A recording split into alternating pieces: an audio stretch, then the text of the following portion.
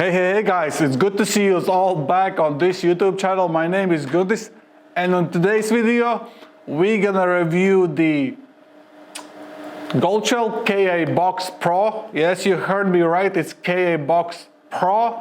The KA Box wasn't delivered yet, but they released the KA Box Pro. So we received some information that they had issues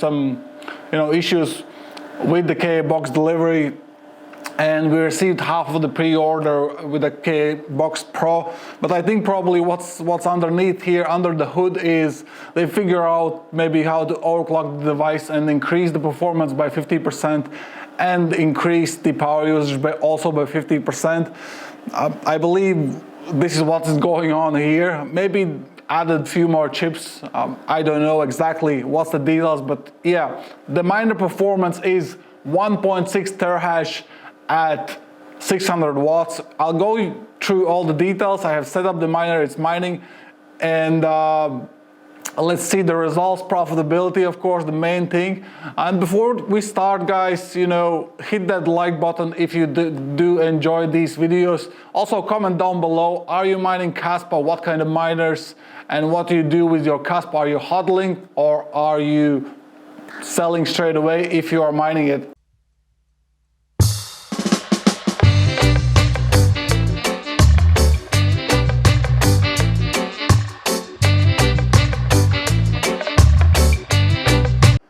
And don't mind this little guy here beside me.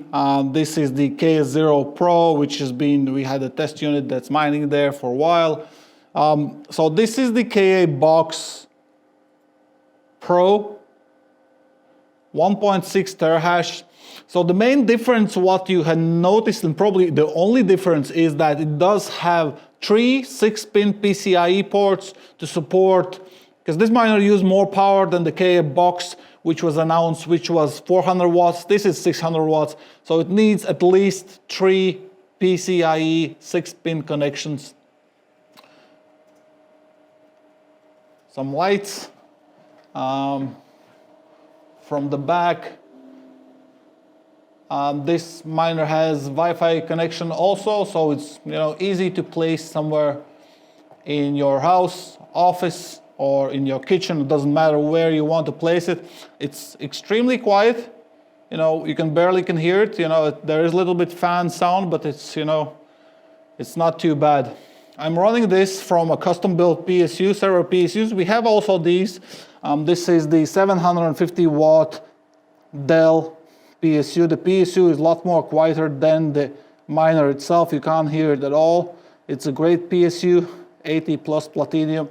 It's great for mining with Goldshell miners. And the miner currently uses a little bit more than advertised, 625 watts from the wall.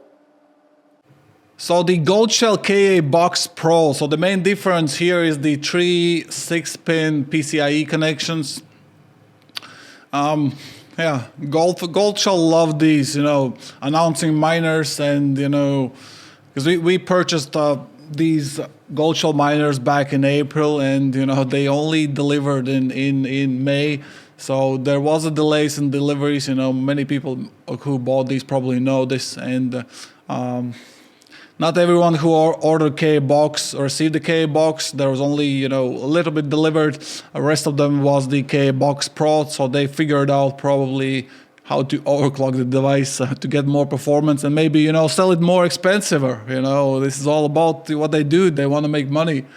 So I have this miner mining, and few of the stats, what I'm a little bit worried about, what I see here is that the performance looks okay as advertised, 1.6 terahash. Hardware error, I get almost 1% hardware error. This indicates for me the device is overclocked. Usually the bigger overclocks, the more errors you get. The temperatures is 75.8. It's a little bit on the high side. I wouldn't want to see it go over 80 Celsius. Also in the office it's quite hot today. very warm outside, about 25 Celsius. So this is also increasing the temperatures, of course, on the bigger power usage. Also, as you can see, seen in my previous video for the KA Box review, there was 60 degrees Celsius. The fan speed, 2,200 RPM. Miner running almost 5 hours, no issues. Configuration the same as always. You know, you have your Wi-Fi connection as well, so it's reading the Wi-Fi connection. Then you connect your pool where you want to mine. I'm mining this currently on Humpool. I'll show you the performance on the pool, what I'm getting. So the hash rate, you know, the most accurate hash rate you will receive after 24 hours of mining. You can see that 15 minutes is 1.49, this going up and down, and 1 hour is 1.52, which is a little bit under what is miner reporting, 1.6 gigahash. So maybe these errors take effect also on the performance on the pool, what is being given. The profitability, this is an interesting one. This miner still does make $6.50 a day, which I think is great. The payback time, if nothing changed, of course, but as you know, of course, you know, you can't predict, you know, mining profitability for one year. The maximum, I believe, you can predict the mining profitability for 1 day, which will be very accurate because crypto is very volatile. Also, the manufacturers are competing, you know, because the Kaspa miners sell very good. They are very profitable. They are competing to release as, you know, grab as much, you know, big bags of cash as they can. They want to sell as many miners as they want. You know, the Kaspa miner prices has been going down, especially on the industrial models like KS5 is, you know, half of the price for August batch than it used to be selling at stock ready. Year payback time is still good. This is a good miner for the miner especially which you can place, you know, anywhere inside your home. Uses, you know, you use the excess heat from the miner to heat your house maybe in the winter, you know, heat your office, you know, which is a good idea also. Of course, you know, 1 year payback is not guaranteed. Let's see if this lasts. You know, I think we are in the bull market, and I think, you know, the prices probably on Kaspa will do very good in this bull market, just because, you know, Bitcoin is very expensive to transfer, and, you know, when it gets, you know, and usually it gets in bull market cycle tops, it gets very expensive to transfer Bitcoin, like few $100 US for small transaction.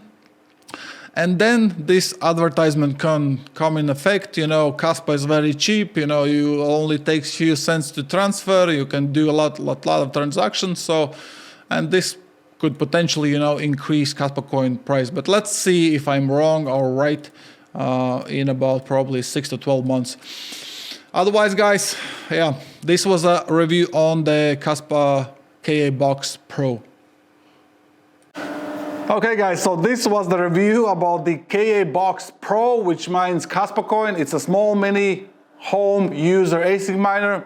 The thing about Kaspa, I like, you know, I much more prefer this cheaper miner KA Box than the just recently released, which is much more profitable, the AL Box, just because Kaspa has already industrial miners, and this small miner is also still profitable.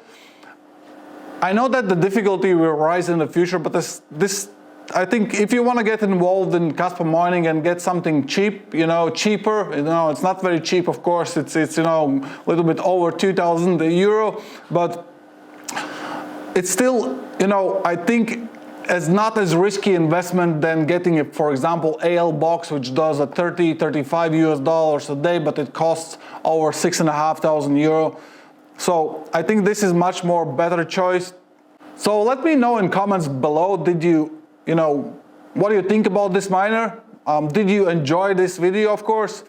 And of course, like, don't forget to subscribe. You're more than welcome if you did, you know, enjoy any of our videos. Otherwise, guys, mine hardcore or don't mine at all. Goodbye, goodbye.